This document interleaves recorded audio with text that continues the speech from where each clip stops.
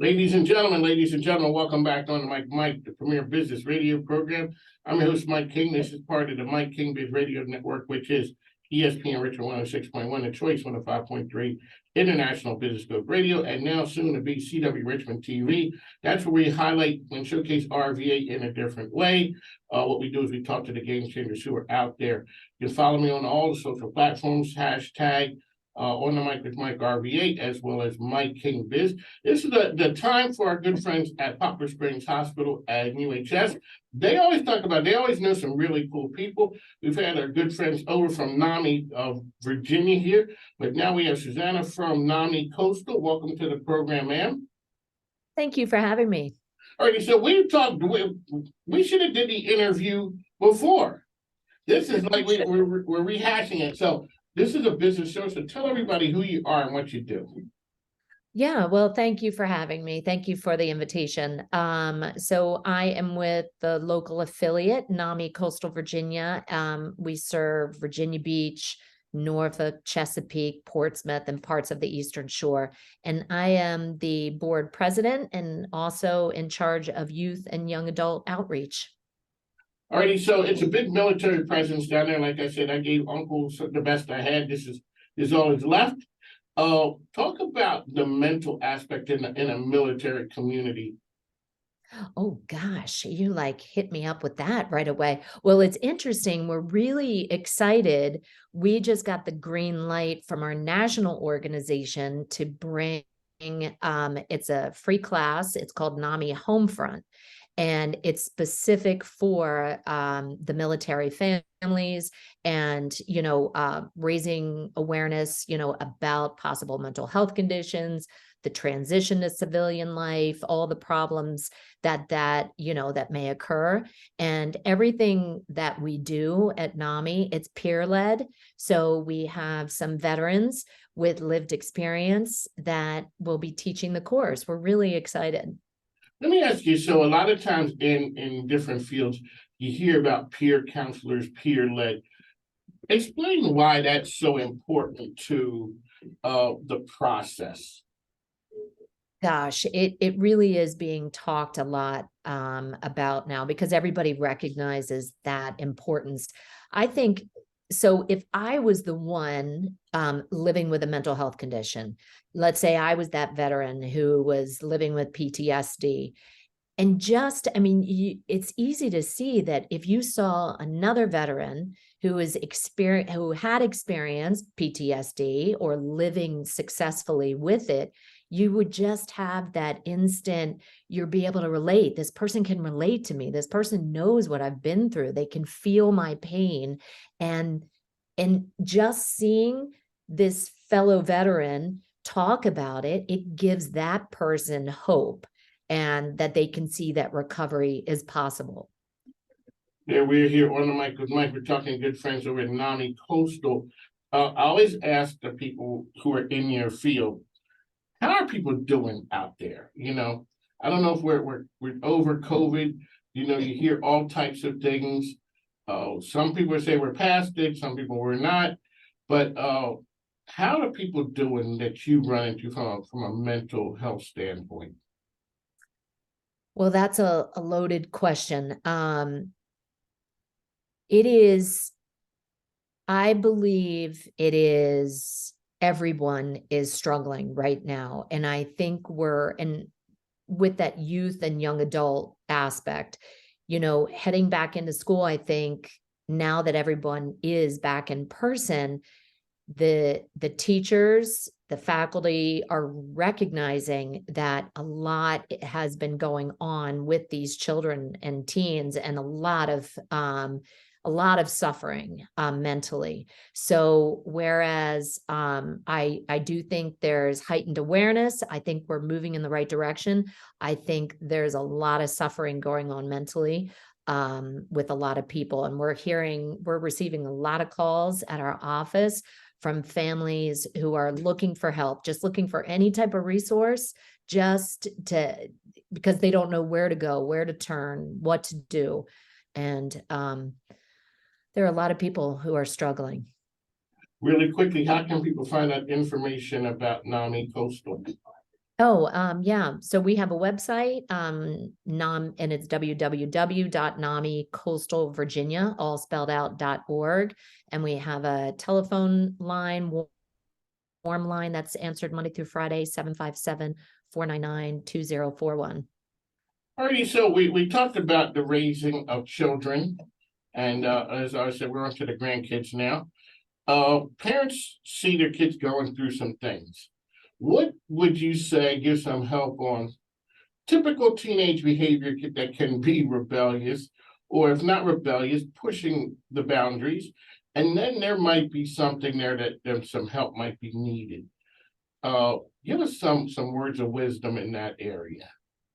Yeah, so something that we talk about in our presentations, specifically like that situation you described, like parents are wondering, is this typical? Is this a stage? Is this just to be expected? So what we discuss, what we try to educate families on is the common warning signs, they talk about the 10 most common warning signs of mental illness, but to put these, let's say, sad or withdrawn for more than 2 weeks is, one common warning sign. But then to put things into perspective. So have you lost your family pet? Did your dog just die after 12 years living with that amazing, loyal, faithful hound? You're going to be sad and withdrawn, maybe even more than 2 weeks. So putting things into perspective and understanding, is it getting in the way? Is this behavior that they're seeing, is it getting in the way of the daily activities? Are they still going to school? Are they still engaging with their friends or with their normal everyday activities? Is it a sport? Is it music? Is it getting in the way of the daily activities? A difference between boys and girls, or do they present different, or how do we handle that? Gosh, and I think even after you and I discussed, having all the kids and grandkids, every child is different, boys, girls, and you could have, and that's what's interesting. You can have two people with the same mental health diagnosis and different symptoms and present differently. So it all depends. One of the things we always talk about here is, individuality, helping people make it. Do you think that some of the stigma has gone away, or is going away regardless? Because now this is, I'm dating myself, but I am older than I don't know what. Back in the day, you didn't even say cancer. A person had the big C, and said a parent would not think anything of that your child has, whether it's diabetes, some other medical condition. But once you start talking about mental health, mental illness, all of a sudden it seemed like pre-pandemic that we came to a screeching halt. It seems better now because you see a lot of things around. But I wonder, is the stigma still there, or has it gotten better? Well, the stigma is still there, but like you said, I think it is getting better. And COVID, maybe that was a twisted little positive of COVID, is that it kind of shone a big, huge spotlight on the issues because of everything was exacerbated with the isolation.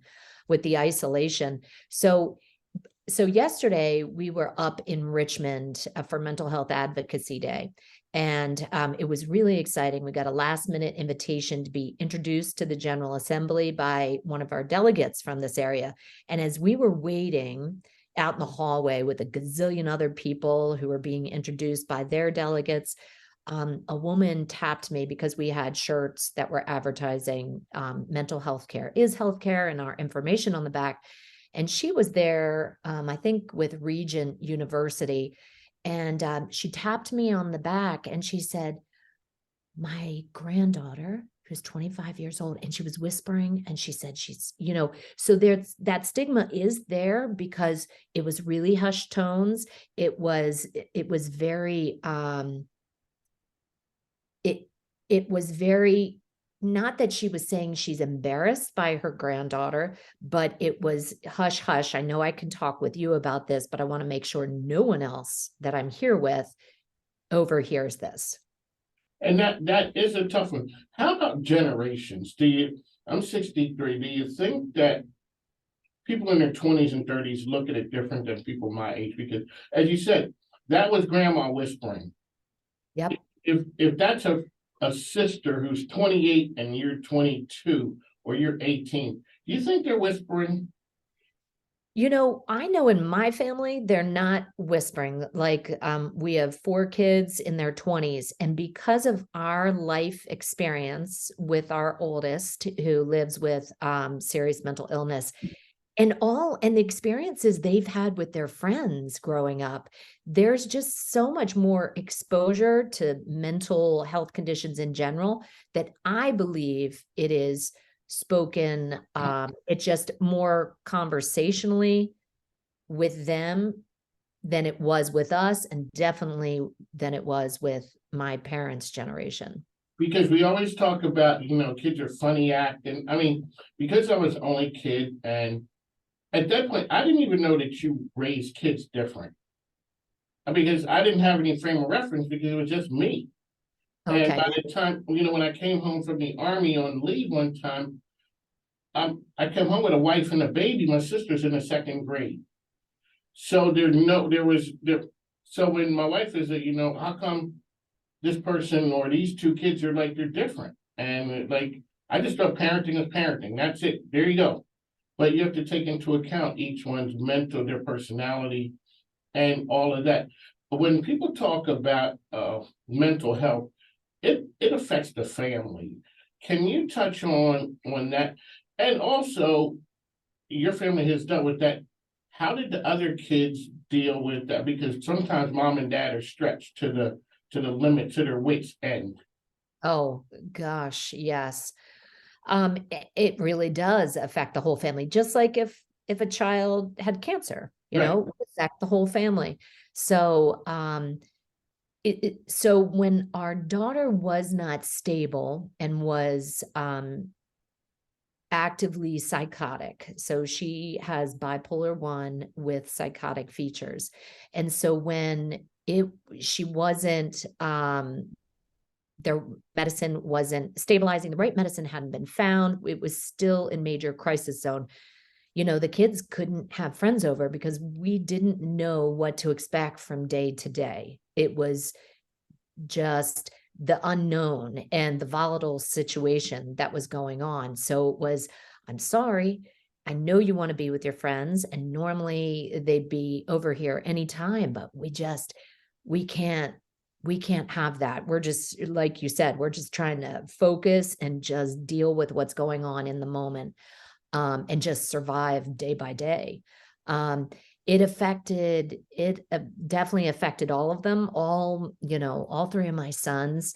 All of their friends know that they're okay to talk to, like, if they have any issues, like, they know that there will be some empathy, so there's been that positive. But there were, vacations we had to not go on, like maybe just traveling north. One, our daughter, when she was 19 and she was first hospitalized at Virginia Beach Psychiatric, which is part of that umbrella, the UHS umbrella. We were going to be traveling north to go visit my family in Maryland and my husband's family in Pennsylvania. And we didn't know what was going on with our daughter. And we had to admit her to the psychiatric hospital. And so, and 2 things, like stigma, my parents, who are wonderful, loving, amazing, educated, my dad said, and luckily I couldn't really process this at the time, there was just so much going on. He said, I don't understand why this is going on. You 2 are such loving parents. How did this happen? So there's the stigma. Did my parenting cause it? And then, they were so excited, everybody was so excited, the brothers, to go see all the cousins, all the grandparents, and we couldn't do it. So it affects the whole family. For parents who are out there and give them some areas to look at, as far as warning signs that they need help with someone like NAMI. Okay, so some of the common warning signs that we talk about, definitely that sad or withdrawn for more than 2 weeks. It's extended, it's happening for a long period of time. Is there self-medicating happening, abusing drugs and alcohol? Are they hearing things that aren't real? Is there a change in mood, personality, sleeping habits? For my daughter with the mania, when she's not stable and she experienced the mania, there's minimal sleep, yet totally energized. You would think she got a great night's sleep. Whereas me, if I don't get a good night's sleep, I'm dead the next day. That mania, minimal sleep, change in personality, and completely energized. Whereas with the depression, a lot of sleep, not wanting to get out of bed, excessive, 14, 16 hours of sleep and no desire to do anything. Is there an inability to concentrate, that might get in the way of academic performance at school, the lack of concentration, those skills? Trying to think of some of the other common warning signs, where we might think of like a panic attack, the extreme fear or anxiety about something happening. Eating, it could be not eating or overeating, eating disorders. So is that a part of what parents are seeing? And I think it's just, we know our children. And so has there been a change? Is there a change that you need to investigate and just find out? Maybe it isn't a mental health condition, but mental illness is common. 1 in 5. So knowing that it could be happening and not just putting the blinders on and saying, oh, they're a teenager. It could be typical. Just to keep our eyes open and watching our loved ones for any changes. There you go, Susanna, dropping nuggets of knowledge on us. Ma'am, one last time, how can people find you out there?